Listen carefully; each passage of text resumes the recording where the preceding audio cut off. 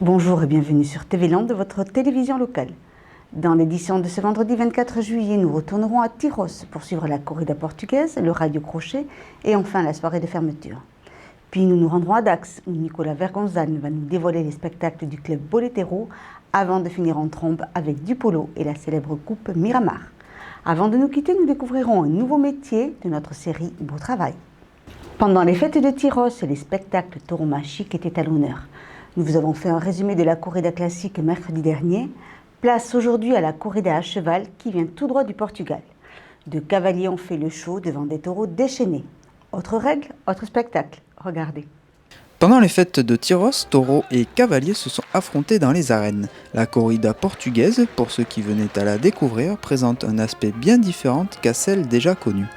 Alors la corrida portugaise, c'est une corrida à cheval tout d'abord, donc avec des cavaliers qui sont chargés tout d'abord d'assurer le début du spectacle en plantant ce qu'on appelle des farpas, qui sont des petites banderilles de châtiment sur le dos du taureau, et ensuite des banderilles plus courtes bien sûr, en effectuant des figures équestres et le plus souvent quand même assez artistiques.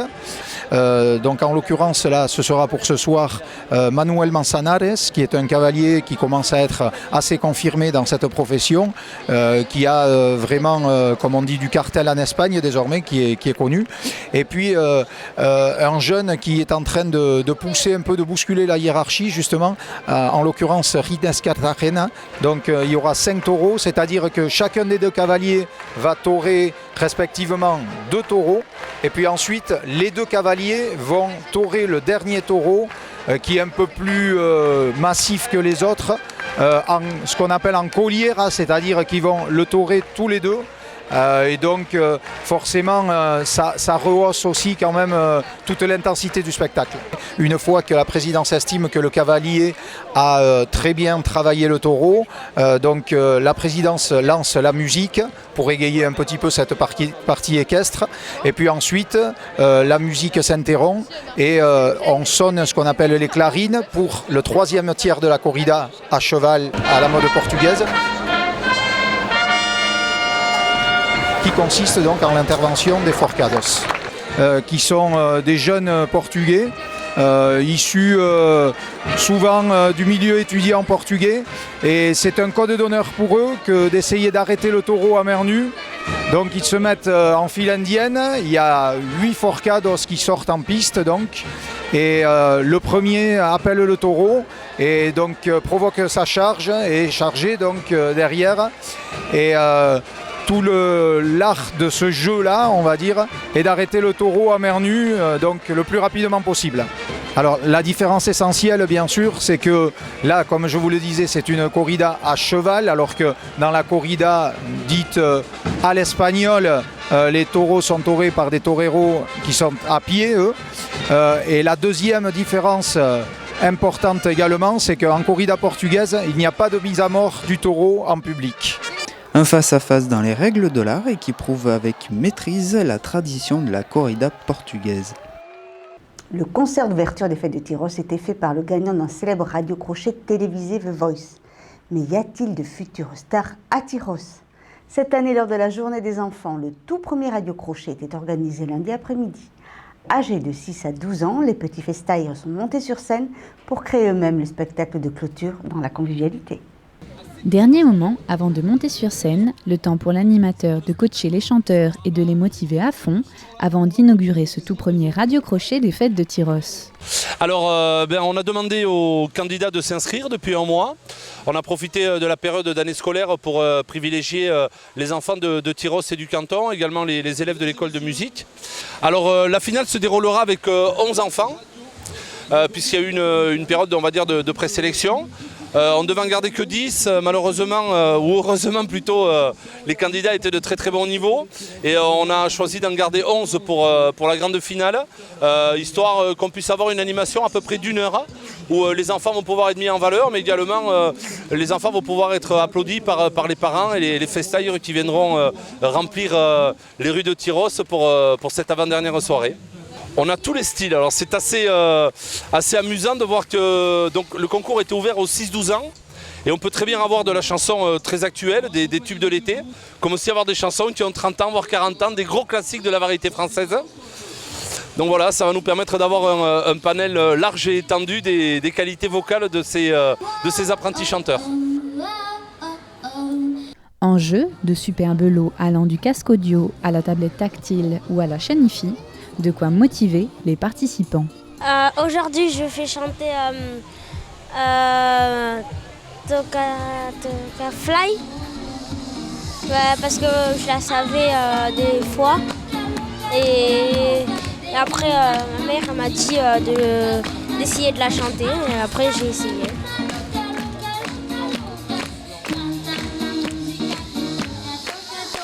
Je vais chanter Hiro de la Luna parce que j'aime beaucoup cette chanson et que c'est une belle histoire. Je suis un peu stressée. Tout comme l'hermine, il était blanc, c'est brune à la brise, ma couleur olive, fils albinos de lys. Bonsoir Angie.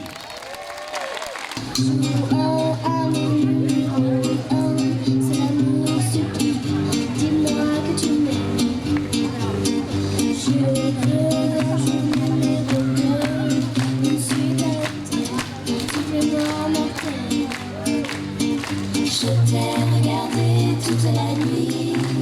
Je vais chanter les Champs-Élysées parce qu'en fait ma mamie elle écoute tous les jours et pour faire plaisir à ma mamie. J'ai un peu le stress. N'importe qui et ce fut toi et je t'ai dit n'importe quoi. Il suffisait de te parler pour t'apprivoiser. Oh Champs-Élysées, ba-la-ba-la-ba. Oh Champs-Élysées, ba-la-ba-la-ba. Je vais chanter Claude François cette année-là parce que mon père m'a dit que c'était des chansons qui passaient souvent au fêtes. Je l'ai écouté, j'ai vu les paroles, je me suis entraînée sur le karaoké et puis après j'ai réussi.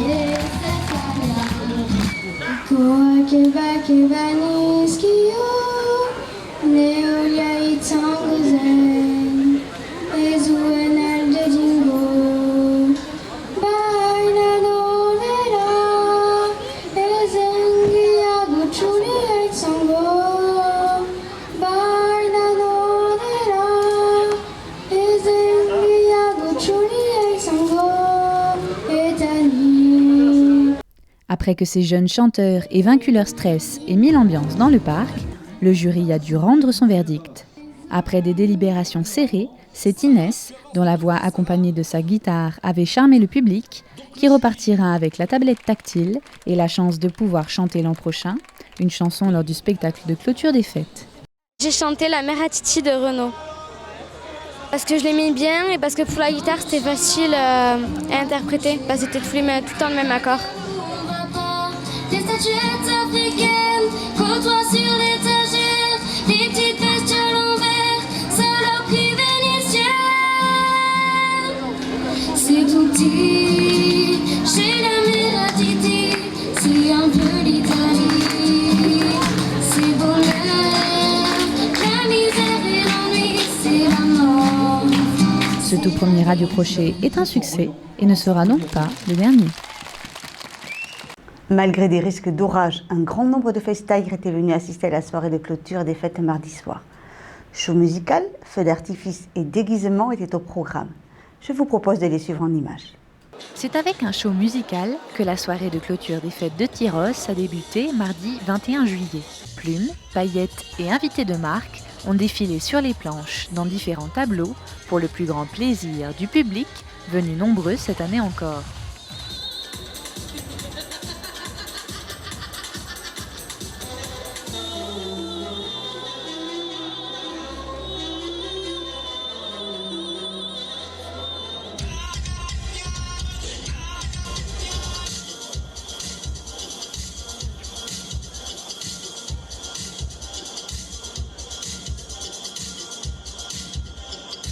Malheureusement, l'orage approchant à grands pas, le spectacle a dû être raccourci à 30 minutes de la fin.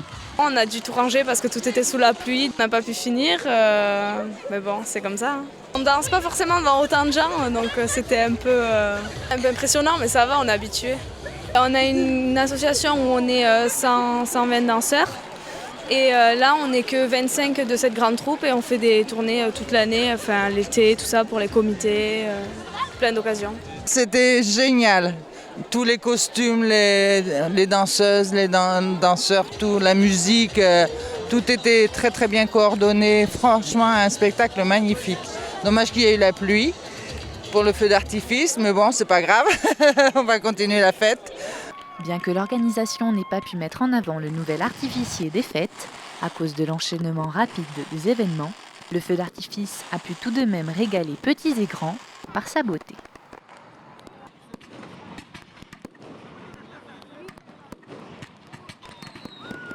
Ouais, le feu d'artifice était sympa. On était au niveau des vestiaires, à l'abri, vu qu'il pleuvait. Nous, on est juste arrivés pour le feu d'artifice en fait, parce que on est d'ici, donc on était là pour le feu d'artifice pour représenter Tyrosse. Voilà.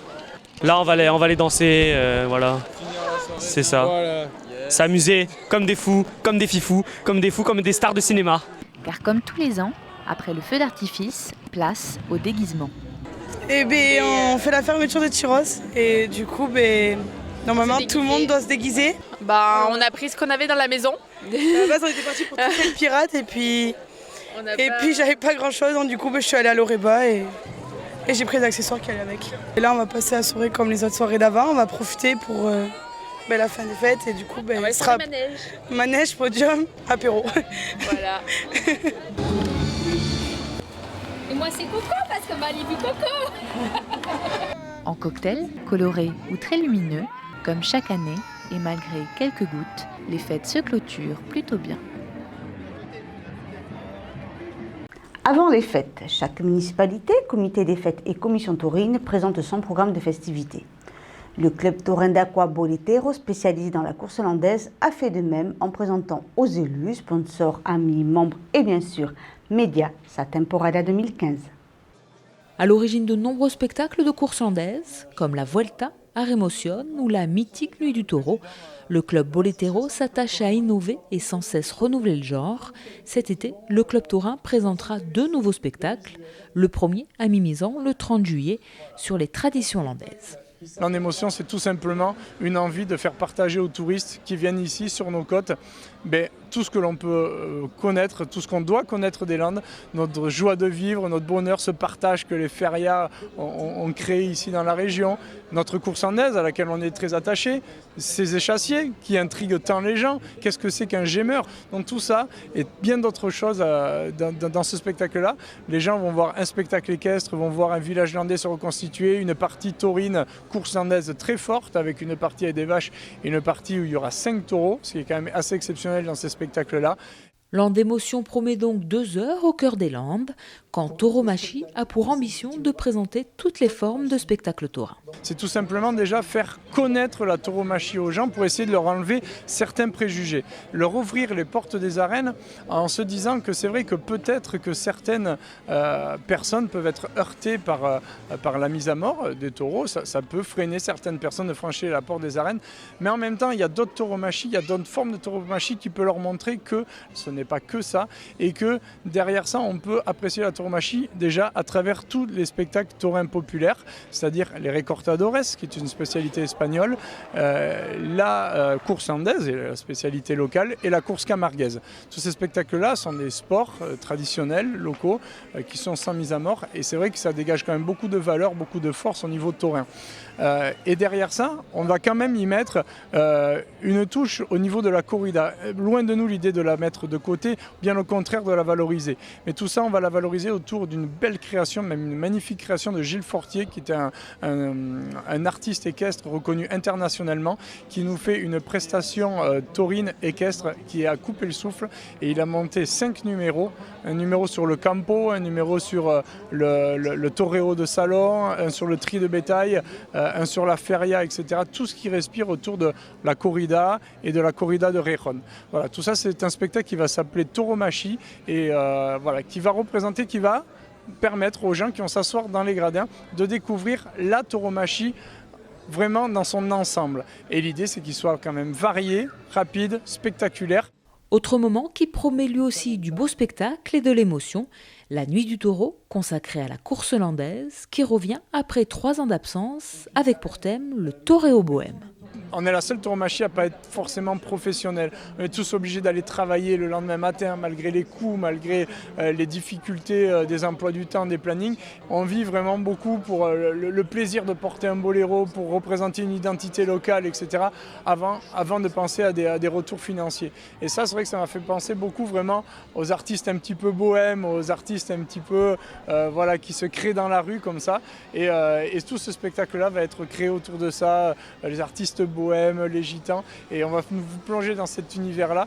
Mais l'important, et le plus important pour nous, c'est quand même la partie taurine. Et c'est vrai que cette année, on a encore plus que d'habitude vraiment été strict sur notre sélection de bétail et de taureaux. C'est vrai qu'on évolue au fil des années, et cette année, en termes de présentation, je ne peux pas m'avancer sur comment les taureaux vont sortir, parce que ça, aucun professionnel est capable de le faire. Mais vous dire qu'en termes de présentation, on n'a jamais fait une sélection aussi rude et aussi importante au niveau des taureaux. Ça, je peux vous dire que les gens qui aiment le taureau, quand ils vont venir à la Nuit du Taureau, ils vont vraiment, vraiment avoir beaucoup de plaisir. Si on a la chance qu'il marche un minimum avec la motivation des acteurs de retrouver ce spectacle, je crois qu'on va vivre un moment encore exceptionnel. Rendez-vous donc le 11 septembre dans les arènes de Dax pour cette nouvelle Nuit du Taureau. En 1923, le premier club de polo biarro voit le jour. Après plusieurs décennies florissantes, le club s'éteint fin 1970 pour renaître quelques années plus tard à l'initiative de quelques amis passionnés. Le week-end du 12 juillet s'est déroulée la 6e édition de la Coupe Miramar, du nom d'un grand hôtel de Biarritz. Faute de terrain adapté au Pays Basque, chaque année, début juillet, le Biarritz Polo Club s'expatrie en terre landaise, à Bénès-Marennes, afin d'y organiser la Coupe Miramar, qui regroupe 6 à 8 équipes du Grand Sud-Ouest qui s'affrontent au paddock polo ou polo des champs, qui se pratique à 3 contre 3 sur un terrain plus petit que le polo classique, avec 2 périodes de 7 minutes. Donc on est sur un nombre de joueurs un peu plus restreint, un niveau un peu plus bas, mais c'est surtout la convivialité et l'esprit dans lequel on aime jouer. Tout le monde n'a pas beaucoup de chevaux, il faut au minimum 1 ou 2 chevaux par personne. Tout le monde ne les a pas, donc on s'adapte à la situation. Au polo, la monture est aussi importante que le cavalier. La préparation est donc essentielle pour l'un comme pour l'autre, d'autant que sur le terrain, les joueurs ne se font pas de cadeaux. On est un peu chaud patate, effectivement. C'est quand même un mix entre la pala et le rugby, le polo, faut le comprendre.